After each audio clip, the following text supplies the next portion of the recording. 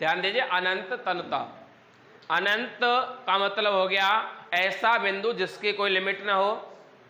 और अनंत तनता क्या है? जब किसी वैद्युत अपघट्य, जब कोई वैद्युत अपघट्य पूर्ण आयनित हो जाता है। पूर्ण आयनित का मतलब है उसे जितने इलेक्ट्रॉन की आवश्यकता है वो इलेक्ट्रॉन उसे मिल जाते हैं, तो उसकी जो तुल्यांकी चालकता है उसका मान बढ़ना बंद हो जाता है। भाई मैंने बताया था कि एक बैटरी में मानो से 2000 प्रोटॉन है तो उसको 2000 ही इलेक्ट्रॉन की आवश्यकता होगी। अब उसको 2000 इलेक्ट्रॉन मिल गए, भाई उसे जितने इलेक्ट्रॉन की आवश्यकता थी उसे उतने इलेक्ट्रॉन मिल गए, तो जो उसके अंदर वैद्युत अपघट्य भरा हुआ है वो क्या हो जाएगा? पूर्ण आयनित हो जाएगा। जितनी उसको आवश्यकता थी उसको उतना ही मिलेगा, तो उसको क्या होगा? पूर्ण हो गया वो। और जब वो फुल चार्ज हो गई, भाई बैटरी क्या हो जाएगी? फुल चार्ज हो जाएगी। फुल चार्ज होने पर 100% चार्ज होने पर उसके ऊपर तो जाएगी नहीं। भाई कोई भी बैटरी 100% से ऊपर जाती नहीं चार्ज होने पर। तो यानी उसकी तुल्यांकी चालकता जो मान बढ़ रहा था, पहले 1% चार्ज हुई, फिर 2%, डॉट डॉट लास्ट में कितनी हो गई? भाई जो उसका मान बढ़ रहा था वो तुल्यांकी चालकता का मान बढ़ना बंद हो जाएगा। और उसी तनता को क्या कहते हैं हम? अनंत तनता। यानी बैटरी की पूरी कैपेसिटी जहां पर तुल्यांकी चालकता का मान बढ़ना बंद हो जाए, उसी पॉइंट को क्या कहेंगे हम? वो पॉइंट क्या है? 100%। ठीक है, वो डिपेंड करता है किस पर? बैटरी की कैपेसिटी पर, कि उसको 1500 प्रोटॉन है उसमें, या 500 प्रोटॉन है, या 100 प्रोटॉन है, डिपेंड करता है इस पर। चार्जिंग तो पूरी 100% ही होगी, चाहे उसमें कितने भी इलेक्ट्रॉन की उसे आवश्यकता पड़े। तो तुल्यांकी चालकता का मान जहां पर भी बढ़ना रुक जाए, बढ़ने से बंद हो जाए, उसी को हम क्या कहेंगे? अनंत तनता कहेंगे। अब यहां क्या होता है? तुल्यांकी चालकता का जो मान होता है अनंत तनता पर क्या कहलाता है? अनंत तुल्यांकी चालकता। और अनंत तुल्यांकी चालकता क्या होती है? यानी उसका अंतिम मान, और इसको नोट करते हैं हम ए इन्फिनिटिव से, ग्रीक ए इन्फिनिटिव। किसको? अनंत तुल्यांकी चालकता को। कहीं कहीं पर अनंत तनता वाले क्वेश्चन में तुल्यांकी चालकता दी हुई है तो उसको भी हम इससे नोट करेंगे। ये कब है? जब बैटरी फुल चार्ज हो, यानी पूर्ण आयनित वैद्युत अपघट्य हो। और यदि पूर्ण आयनित नहीं है तो वहां पर कौन सी तुल्यांकी चालकता आएगी? ए ई क्यू वाली, जिसको हमने पीछे पढ़ा है। यदि फुल चार्ज है तो अनंत, और आधी है, आधी से कम है, आधी से ज्यादा है, तो वहां पर ये वाली काम करें। ठीक है,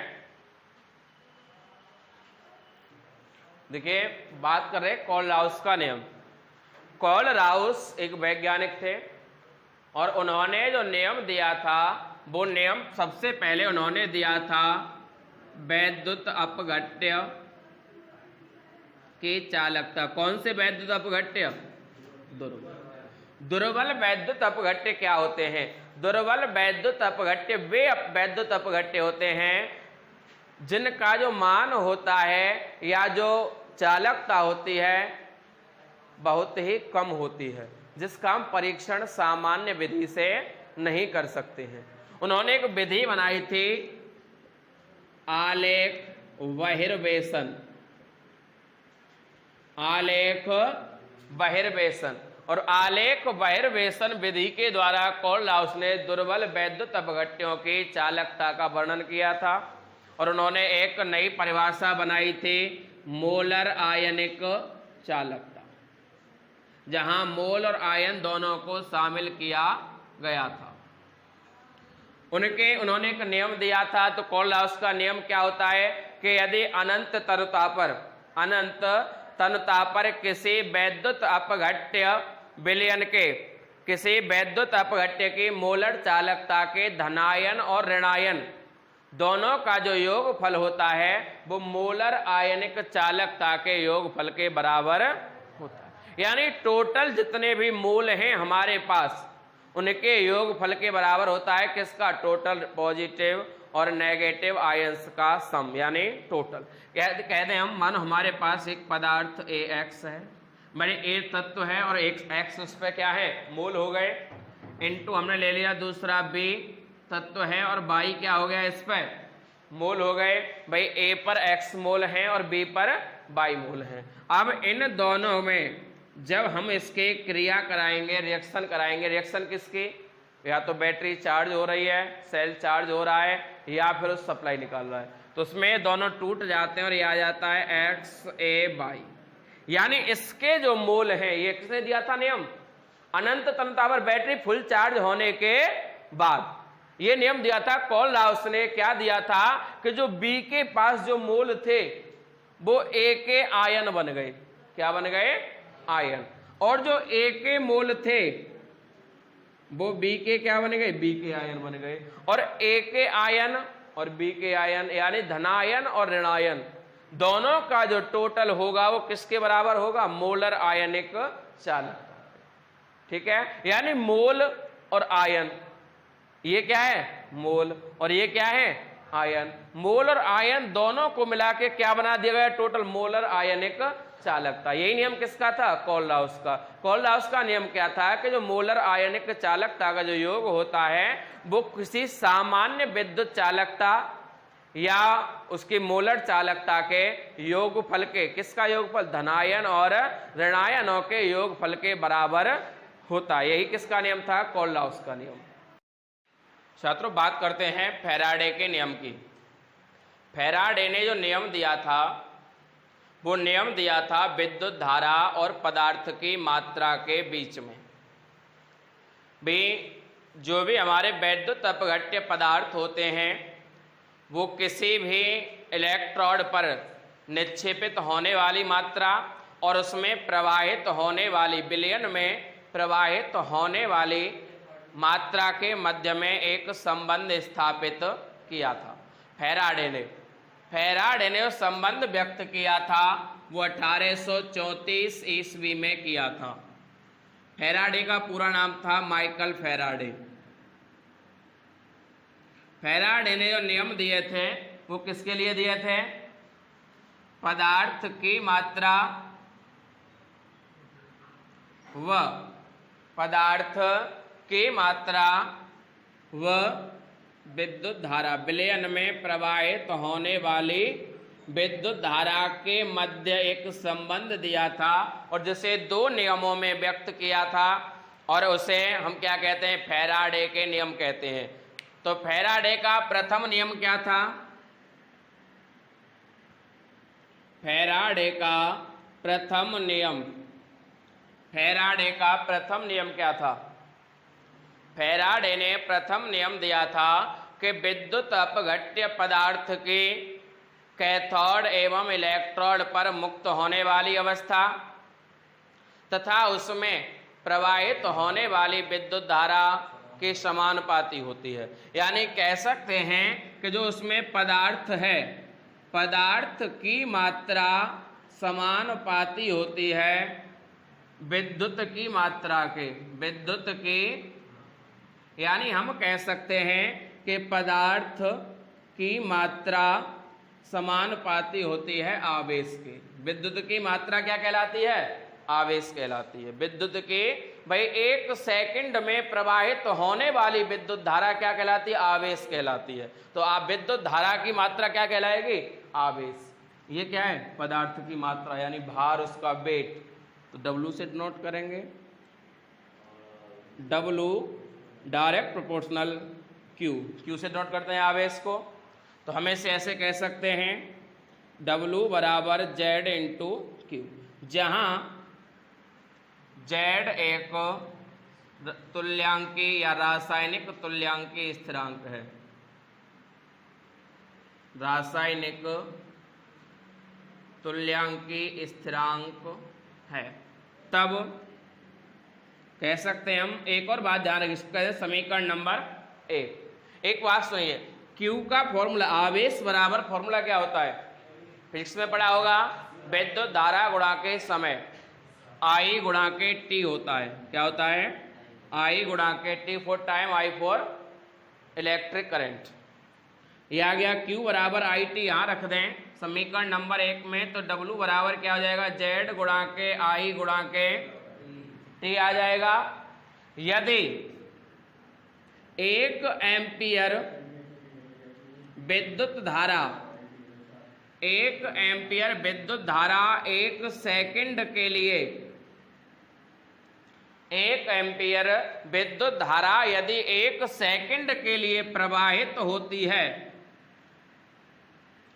तो क्या हो जाएगा, W बराबर Z गुणा के 1 गुणा के, भाई 1 ही एम्पियर विद्युत धारा और 1 सेकंड के लिए प्रवाहित हो रही है तो यह आ जाएगा W बराबर Z, यानी पदार्थ की मात्रा किसके बराबर हो जाएगी, रासायनिक तुल्यांक के स्थिरांक के बराबर।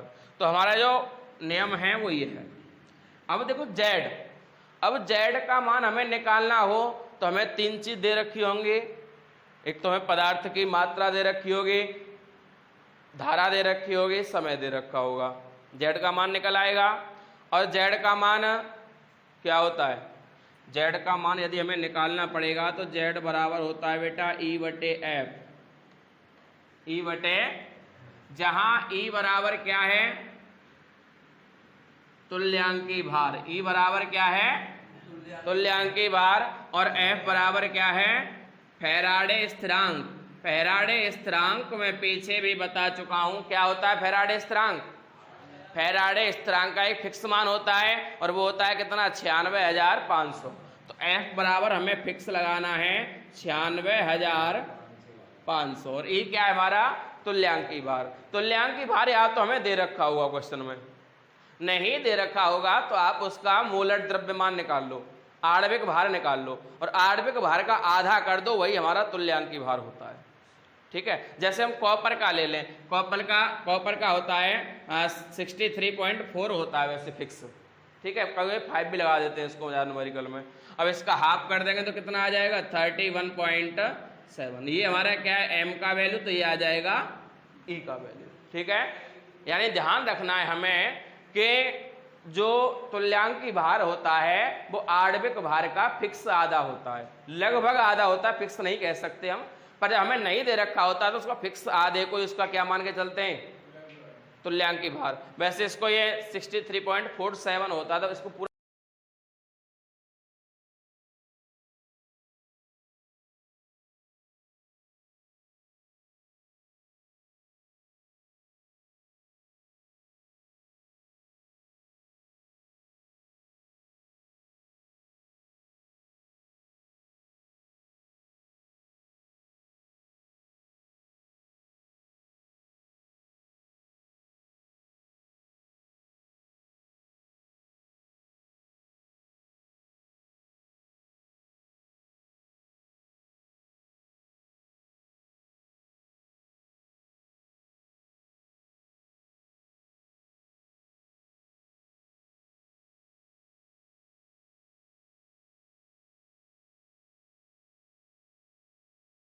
बात करते हैं फैराडे के द्वितीय नियम की। तो फैराडे का द्वितीय नियम क्या है,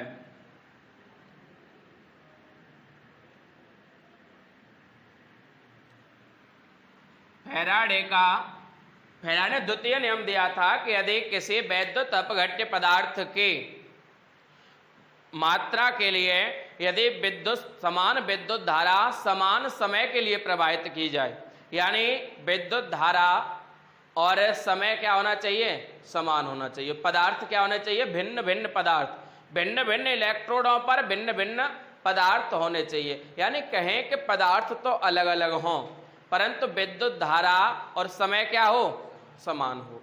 तो वहां जो रासायनिक तुल्यांक होता है वो पदार्थ की मात्रा के समानुपाती होता है। तो हम कह सकते हैं कि पदार्थ की मात्रा समानुपाती होती है किसके, रासायनिक तुल्यांक के, रासायनिक तुल्यांक के। तो पदार्थ की मात्रा तो W समानुपाती और रासायनिक तुल्यांक E के। ठीक है, तुल्यांक की भार को भी E से नोट करते हैं और रासायनिक तुल्यांक को भी E से नोट करते हैं। तो यह आ गया W समानुपाती हो गया E के। यदि यहां पर पदार्थ अलग है, मानो एक पदार्थ W1 है तो समानुपाती भी किसके होगा, E1 के। ठीक है भाई, अभी मैंने बताया है कि भिन्न भिन्न इलेक्ट्रोडों के क्या रासायनिक तुल्यांक। जब इलेक्ट्रोड अलग अलग हैं तो उनके रासायनिक तुल्यांक भी क्या होंगे, अलग अलग। समान क्या चीज है, केवल विद्युत धारा और समय। और ऐसे यदि पदार्थ W2 होगा तो ये क्या होगा, E2 होगा। समीकरण नंबर 1, समीकरण नंबर आप ले लें प्रथम नियम से।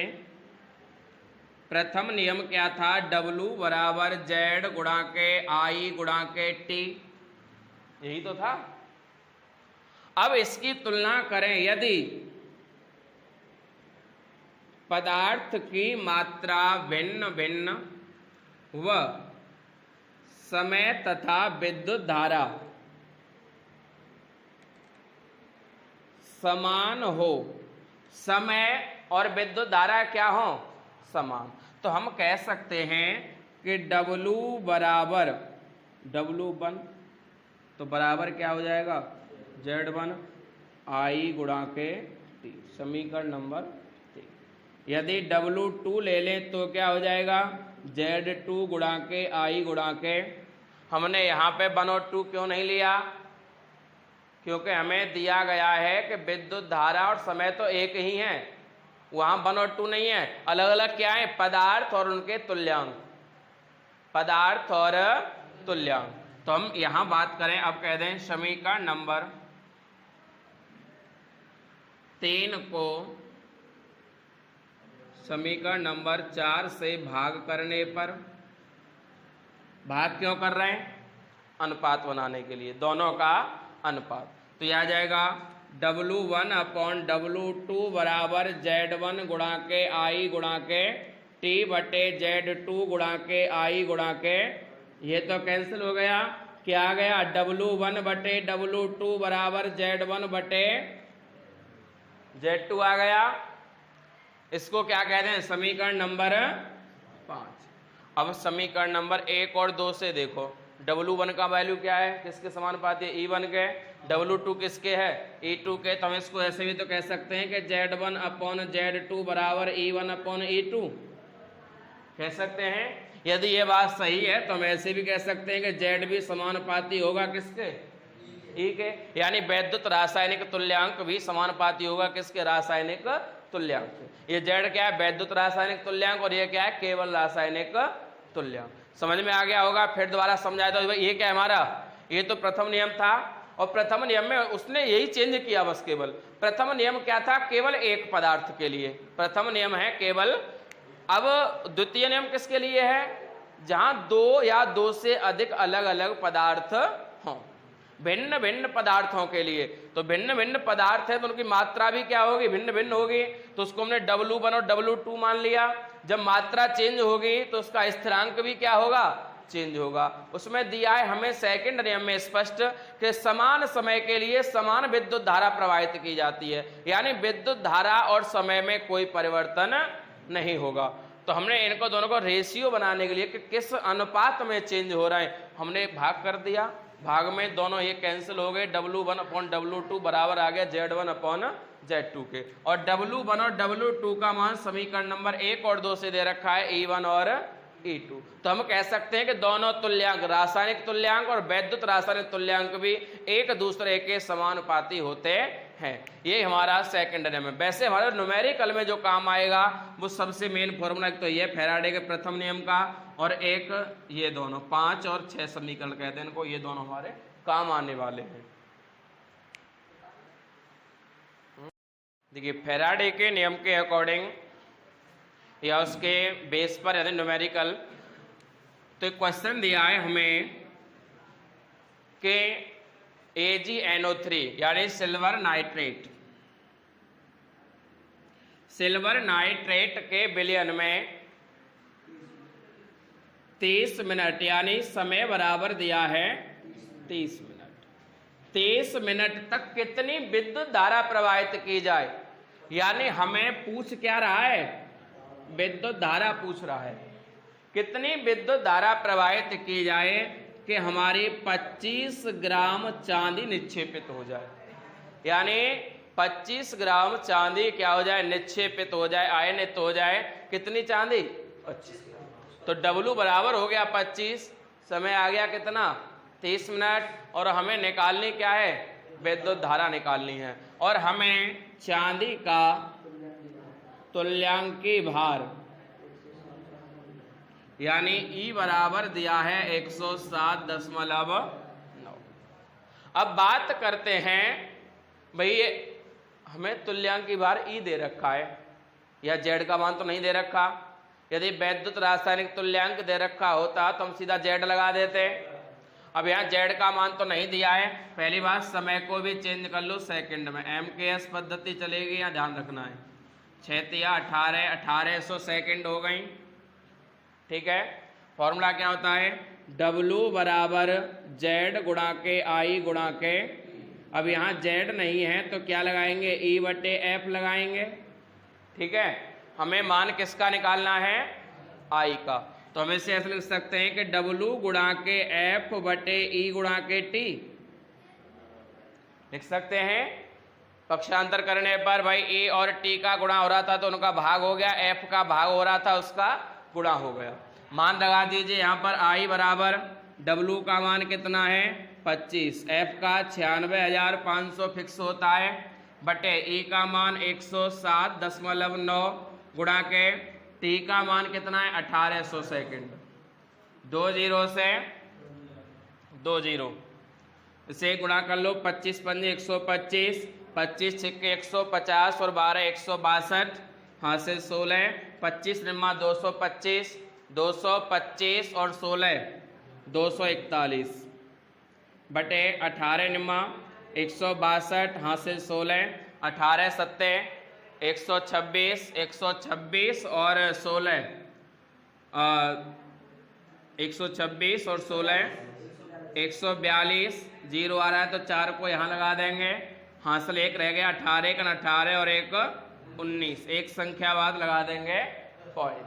ठीक है, अब इससे इसमें भाग करेंगे तो ये आंसर आ जाएगा 12.43 एम्पियर। भाई विद्युत धारा को किस में नापते हैं, एम्पियर में, तो हमारी विद्युत धारा कितनी आ गई 12.43 एम्पियर आएगी अप्रॉक्स में। 4 2 कुछ आएगा, उसको डायरेक्ट में लिखेंगे 12.43।